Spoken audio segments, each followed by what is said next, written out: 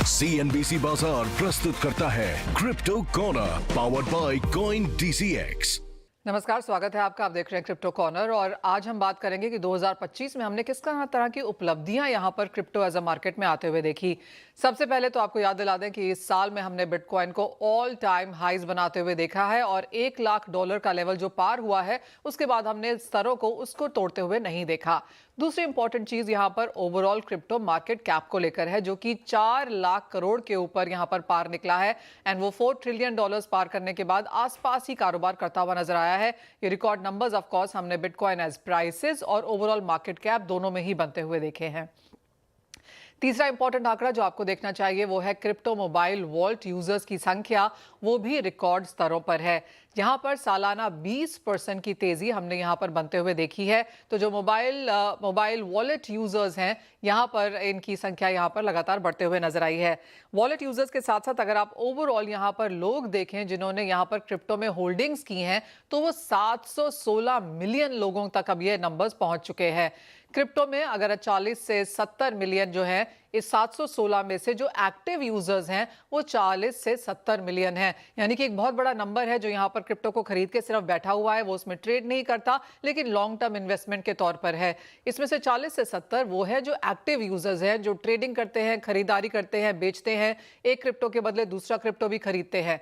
साथ ही साथ अगर आप रियल वर्ल्ड एसेट मार्केट को देखें तो यहां पर 2025 में अच्छी खासी बढ़त देखने को मिली है। अगर ओवरऑल मार्केट को एज ऑफ नाउ देखें तो ये $30 बिलियन का अब यहां पर ये हो चुका है। पिछले 2 सालों में ही real world asset market 4x से यहां पर बढ़ा है। एक और सेक्टर जहां पर जोरदार तेजी देखने को मिली वो था ETFs। यहां पर होल्डिंग्स $175 बिलियन के अब पार निकल चुकी हैं। ब्लॉकचेन की अब तक यहां पर बात की जाए तो यहां पर भी हमने 3400 ट्रांजैक्शंस पर सेकंड बनते हुए देखे हैं। जब शुरुआत में ब्लॉकचेन यूज हुआ करता था तो ये नंबर्स बहुत छोटा था, लेकिन 3400 ट्रांजैक्शन पर सेकंड एक बहुत बड़ा नंबर है और वो भी आंकड़ा हमने इसी साल पार होता हुआ देखा है। एक और सेगमेंट जहां पर जोरदार तेजी देखने को मिली और यूएस ने तो यहां पर रेगुलेशन भी बनाया है जीनियस एक्ट के तहत, और ये है स्टेबल कॉइन्स। यहां पर जो सप्लाई है रिकॉर्ड स्तरों पर है। स्टेबल कॉइन्स वो टोकन्स होते हैं जिनकी बैकिंग फिएट करेंसीज या फिर टैंजिबल कमोडिटी से की जाती है।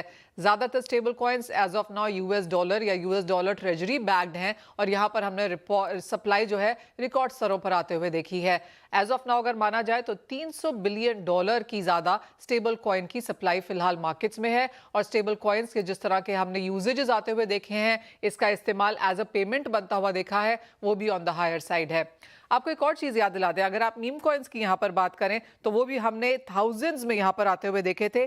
13 मिलियन मीम कॉइन्स यहां पर पिछले साल में रिलीज किए गए थे, लेकिन यहां पर भी अब करीबन 50% तक की गिरावट देखने को मिली है। वो इसलिए क्योंकि लोग मीम कॉइन में नहीं, रियल वर्ल्ड एसेट्स में, एक्चुअल ब्लॉकचेन्स में, एक्चुअल स्मार्ट कॉन्ट्रैक्ट्स में अब इन्वेस्ट करना चाहते हैं। तो इसीलिए हमने मीम कॉइन्स में भी यहां पर गिरावट 2025 में आते हुए देखी। ये आपको क्लियरली बताता है कि एक मैच्योरिटी, एक एडवांसमेंट और एक ग्रोथ इंस्टीट्यूशनल, रिटेल, गवर्नमेंट और कंपनीज की तरफ से यहां पर बिटकॉइन में आती हुई नजर आई है।